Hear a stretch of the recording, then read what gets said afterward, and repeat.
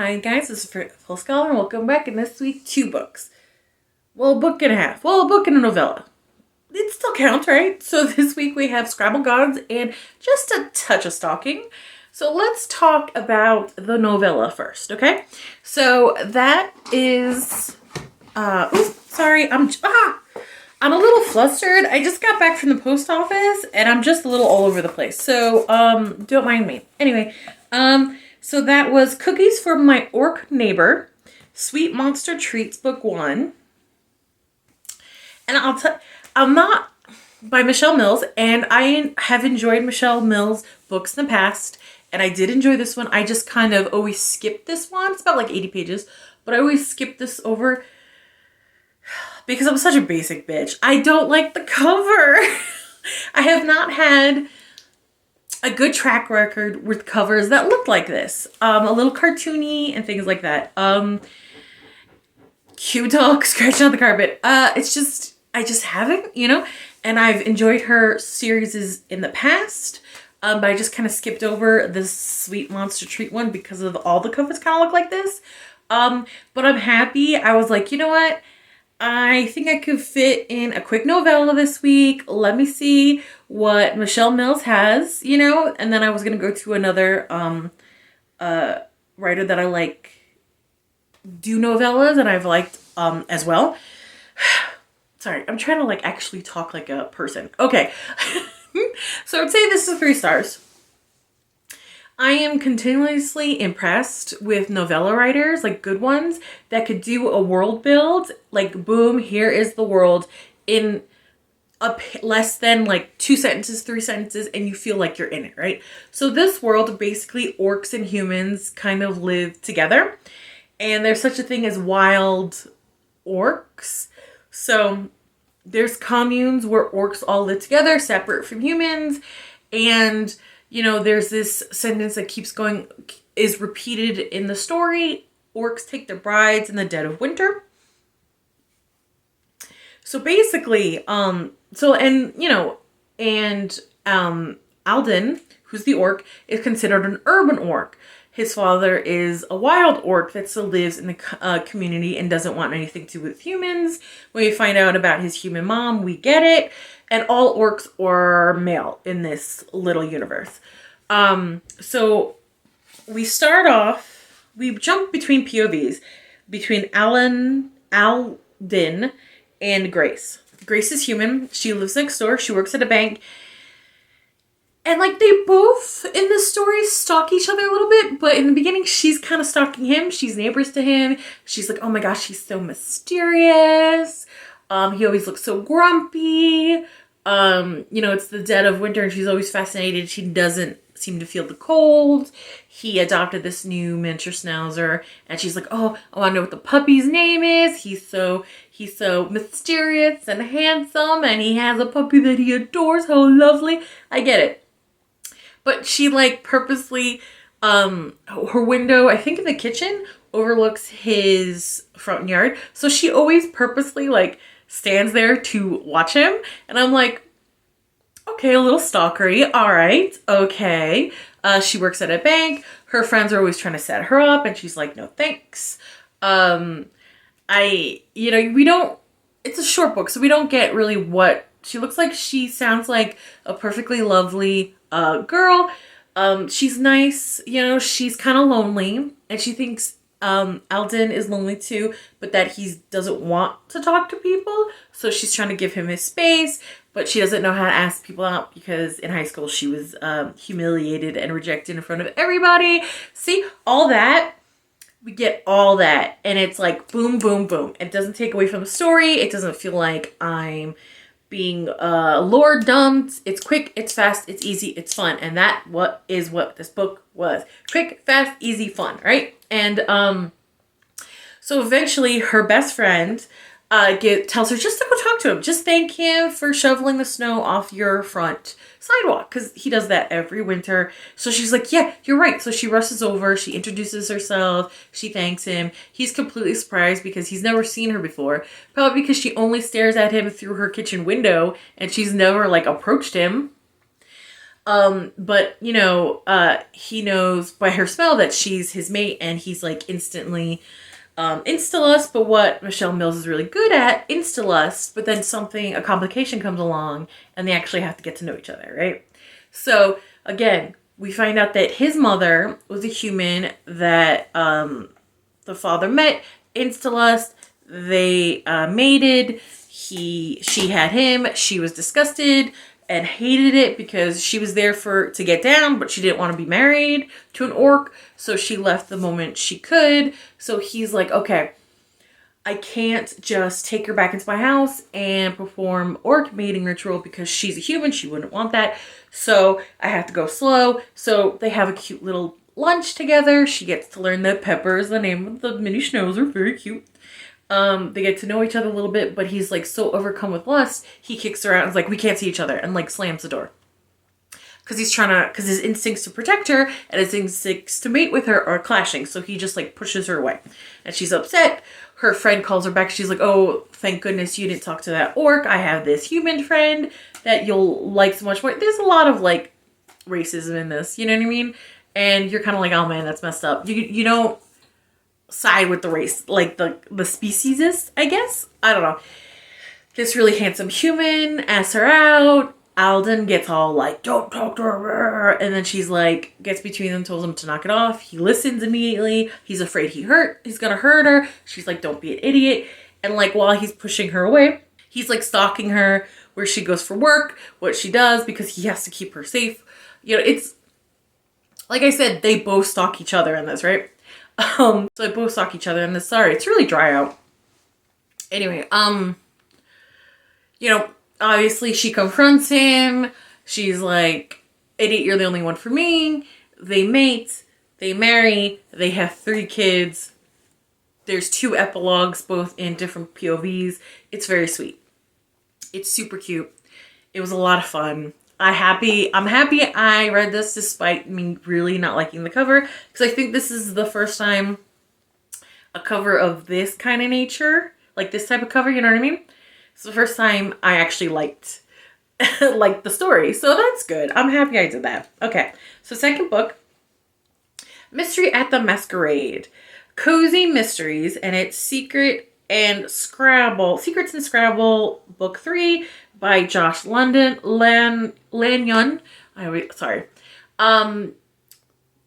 This cozy mystery with a side of romance, and this is the Scrabble gods. At one point, Ellery, you know, the Scrabble gods are trying to tell me something. I was like, that's hilarious. I have to put that in. Sorry, if there's weird cuts, it's because I cut out my coughing fits and I forgot to bring my water up here. So don't mind me. It's really dry here in the winter.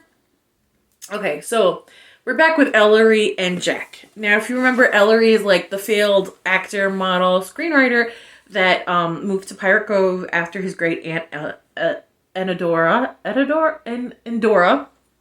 passed away. And he's gorgeous. Apparently, because like when he smiles, what he calls like, I think in the first book he called his Colgate smile, like his teeth commercial smile. Everyone seems to be kind of stunned, you know? But he's an awkward being, like socially anxious, loves just to play Scrabble, loves his bookstore, stuff like that. And Jack, who is the love interest, but also is the chief of police. And in book 1, he hit on him. In book 2, he pushed him away, said, let's just be friends, right? So that's where we are. Now, the last 2 books, this I gave a 3-star, and it was almost 4 stars. So the last 2 books, the mystery wasn't that put together. Like, when you found out who the bad guy was, basically because they confronted Ellery and tried to kill him, looking back on the clues don't really, you know, add up. This mystery, however, was so much better. Like, looking back on who did it, you could see the clues put in the story here and there, which I think is so fantastic. I love seeing that, you know. And I keep reading the mystery Secrets and Scrabble series because I love the atmosphere of it. It's super cozy. I love the townsfolk. I adore Ellery.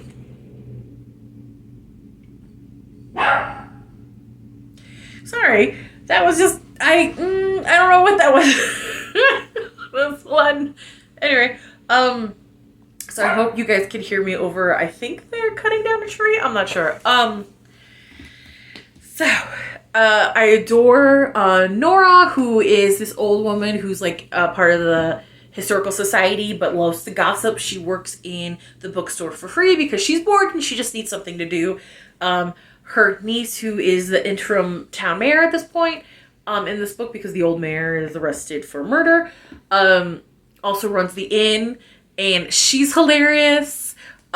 She's so thankful that Ellery lets Nora work there because she's like, oh, you know, my aunt was slowly fading away and now she's back and at it. And I get that, you know, having old elderly family members, I see the difference between those that stay active and those that kind of don't, you know? So I understand. You know, his next door neighbor, who's also his friend. In the first book, he thought he was an elder gay. He's not, he's straight, but he's like the town theater, and he's also sort of like the town, elder playboy. Like it's just so fun. I even care about like Libby, who is an 18-year-old waitress, and in this book she's acting weird. I'm like, oh no, what's wrong with Libby? Because she plays at the Scrabble. She's in the Scrabble book group too. Like I just love the cast of characters. I adore them. I like that Ellery apparently is this gorgeous guy who's super awkward, super kind-hearted, you know what I mean? He doesn't think he's good looking at all. He's just like, I don't know, smile. I don't know what to do, so I'm just gonna smile and like walk away because I don't know what to do in this situation, which is so cute, you know? I even like Jack, who was annoying annoying me with the hot and cold kindness. He would hit on Ellery and he would push him away. In this book, he did that. He hit on Ellery, then he pushed him away. Ellery kissed him, he's pushed him away. So Ellery's like, fine, we're just friends, I'm gonna respect that.